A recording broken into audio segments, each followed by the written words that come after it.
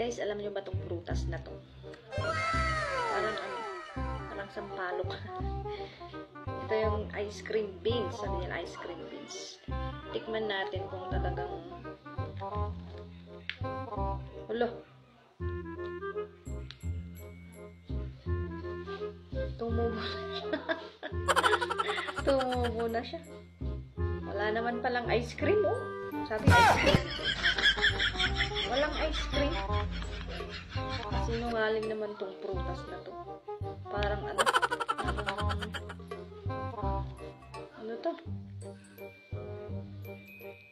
Parang cotton balls. Parang cotton.